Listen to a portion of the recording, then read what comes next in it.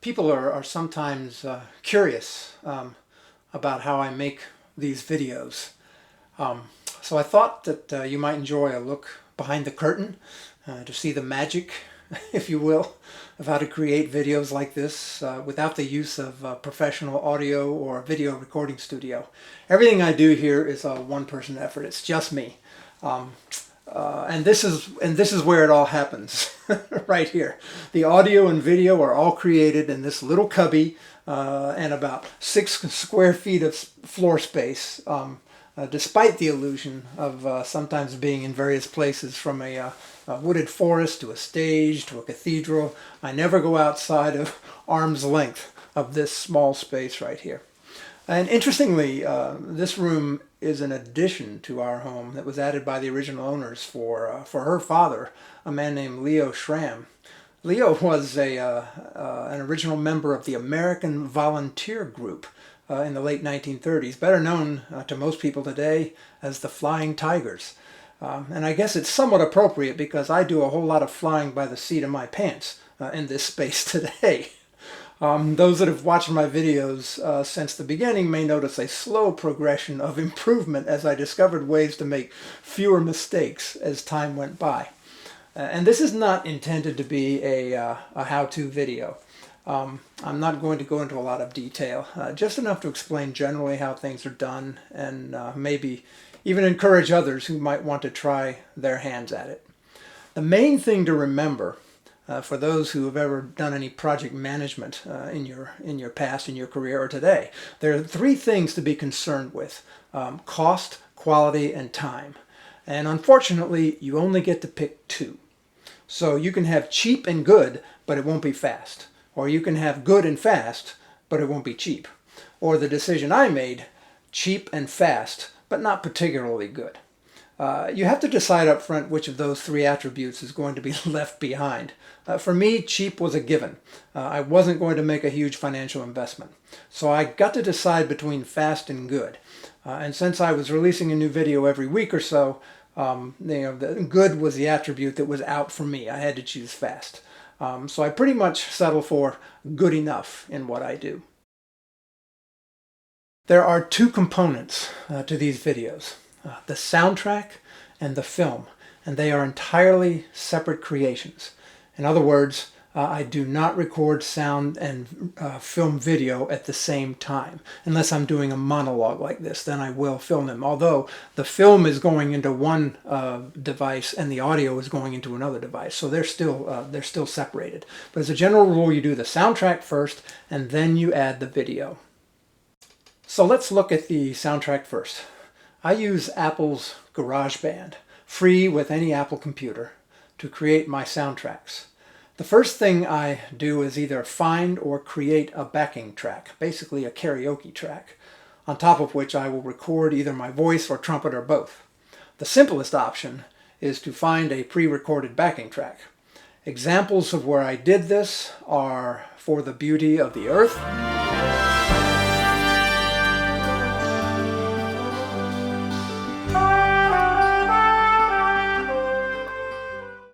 This Is My Father's World,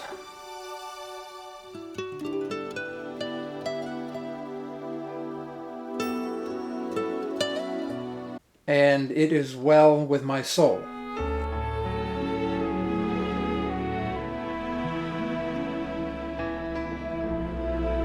All those were pre-packaged, so all I had to do was just import them into GarageBand and add my voice or trumpet. Sometimes I can augment a pre-recorded soundtrack by loading it into GarageBand and then adding additional orchestration over it. I don't think I've yet released one of those, but they are in the pipeline. Ferris, Lord Jesus, Savior Like a Shepherd Lead Me, Take My Life and Let It Be. These will be coming out in the next few weeks or months. Sometimes I have a piece of printed sheet music, usually just a piano part, that I can enter into GarageBand and then augment it to add a rhythm section and other instruments. Examples of where I did this are Little Tiny Child,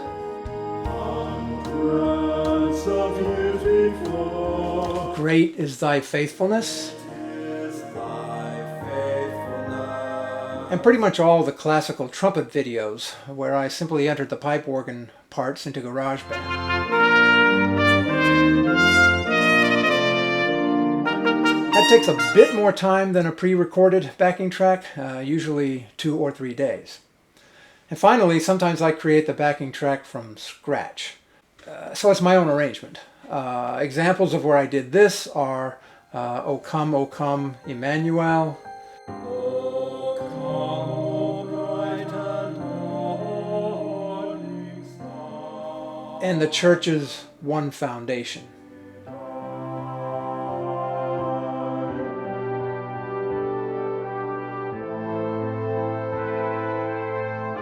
If the music is a cappella or voice only, then there is no instrumental or backing track. Examples of this are You Are the New Day. You are the new day.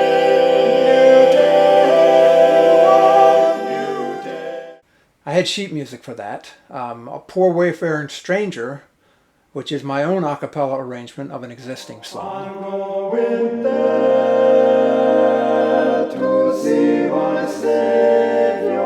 And the 3 Christmas motets, which were my own original compositions.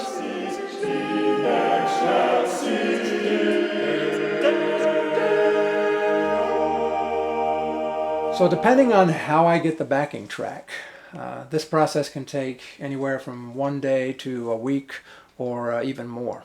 Once I have a backing track, I can finally then add my own voice, singing each part separately if it's multiple parts, or trumpet. I spent $50 on a reasonable microphone for recording. So far my total investment is now just $50. Since so far I've just used what came native with the Apple computers. Now when recording a voice or an instrument, it's important to get as dry a sound as possible. In other words, no echo, no reverb, just as flat as possible. You're going to add that stuff later. And since any hard surface is going to reflect sound and create natural reverb, and this room has hardwood floors and hard walls and cabinets, I throw a couple of pillows up here on the desk in various places to try and absorb some sound. And then I wrap this curtain around me to get as dry a sound as I possibly can get. I know you're laughing right now. It's not terribly comfortable, a bit like recording in a pup tent, and it would probably not be much fun for anyone who is claustrophobic. When I have the raw recordings of my voice or trumpet, recorded behind the curtain, if you will, into GarageBand, then I can edit them, add reverb, adjust the EQ, adjust the balance, etc. until I'm happy with the final sound.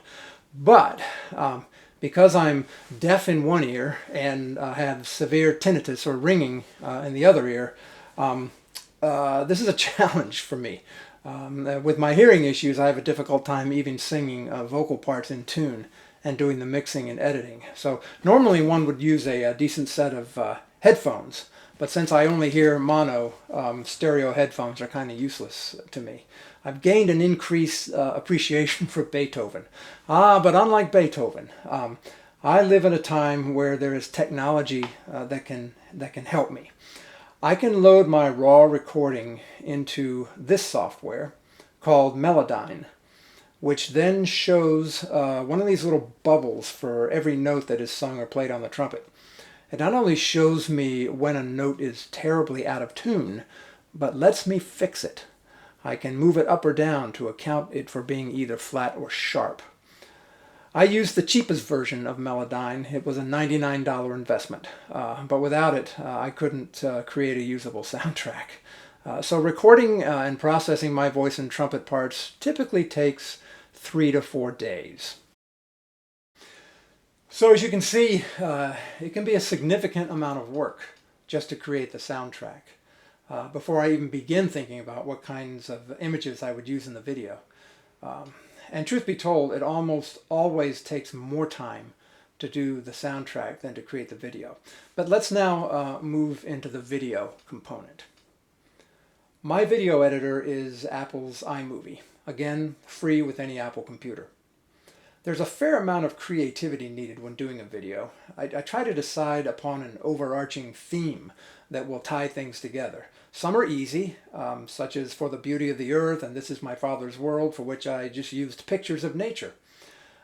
In Oh for a Thousand Tongues to Sing, I used sunrises as the theme, and most of the classical trumpet videos simply use images of my home church, St. Andrew's, in order to make it appear as if the performance is actually happening in the church, but of course it isn't. It's all just happening right here in these four square feet.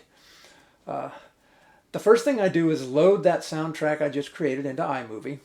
Then, for filming myself either singing or playing trumpet, I use my iPad as a camera. It's just sitting on a music stand in front of me right now. And when filming music, I lip sync to the soundtrack I've already created.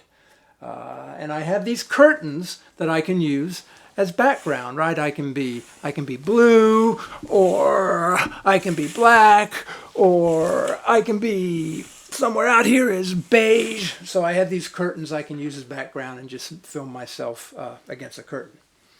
There are many internet sites where you can get stock pictures and video clips, but most of them require a paid subscription.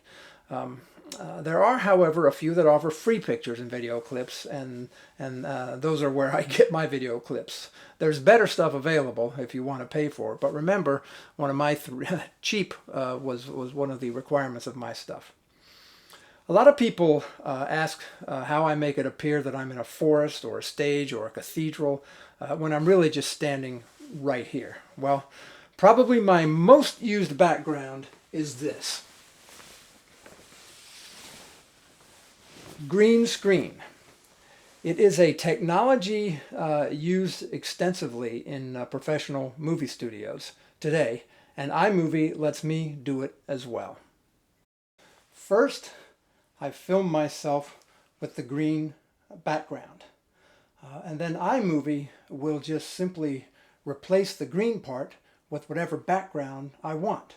So I can be on a nightclub stage, or by adding reverb in a cavernous cathedral, or in a forest. These are all things that green screen technology allows me to do. But perhaps the trick that most people ask about is how I make myself appear as four people. Well, this is also by using green screen technology. I film the first me, then overlay additional instances of me, 2, 3, 4, until I had the desired effect. Then I replace the green screen with the background I want to use. Everything else is just native capabilities of iMovie. I can zoom in, zoom out, I can overlay one film clip over another, I can add text. Filming and editing can take anywhere from 2 to 4 days. So a completed video generally takes anywhere between 3 days and 2 weeks, depending on the complexity. That's pretty much it.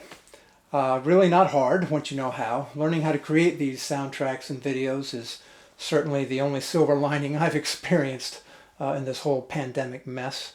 But I expect to continue doing it even if or when the pandemic is no longer an issue.